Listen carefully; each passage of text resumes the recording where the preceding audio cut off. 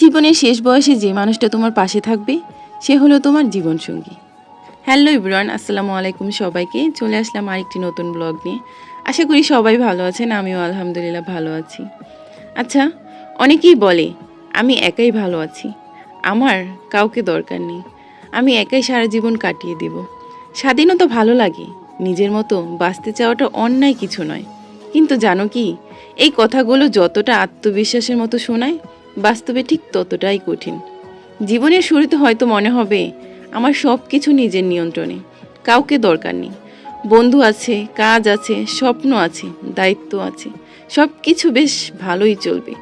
কিন্তু সময় কি কোনো দিন এক জায়গায় থেমে থাকে? মানুষ কি কোনো দিন একা সব সামলে নিতে পারে? একসময় বয়স বাড়বে, আর তখনই একে একে বুঝতে শুরু করবে আমি একা থাকবো কথাটা বলা যত সহজ, মেনে নেওয়াটা ঠিক ততটাই কঠিন। বয়স যখন 35-এর কোঠায় আসবে, তখন থেকেই শরীরের মনের উপর বয়সের ছাপ স্পষ্ট হতে থাকবে। একটা একটা করে সব কিছু বদলাবে, আর তুমি চাইলেও কিছু ধরে রাখতে পারবে না।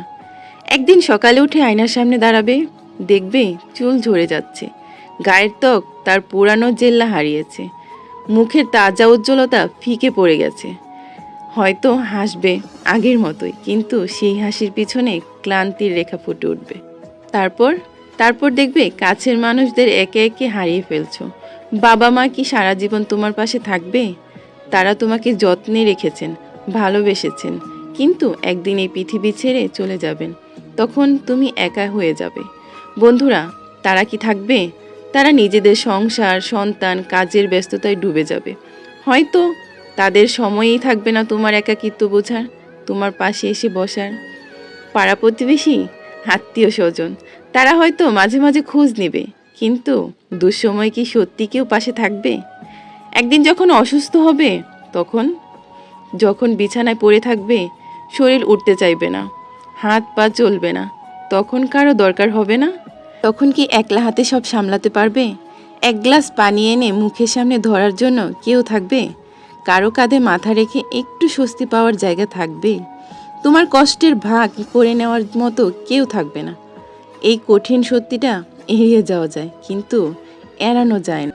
তোমার জীবনে শেষ বয়সে তোমার সমস্ত শারীরিক আর মানসিক দুর্বলতার সময় তোমার পাশে যদি কেউ থাকে, তবে সে হবে তোমার জীবনসঙ্গী।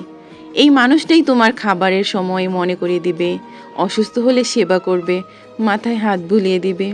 ভয় পেও না, আমি আছি। এই মানুষটাই তোমার মানসিক কষ্টের ভাগিদার হবে, তোমার হতাশা বোঝার চেষ্টা করবে, তোমার নিঃসঙ্গতার শেষ আশ্রয় হবে। তোমার শত বিপদেও, শারীরিক কষ্টেও তুমি যদি কাউকে নিঃস্বার্থভাবে পাশে পাও, সে হবে তোমার স্বামী বা স্ত্রী।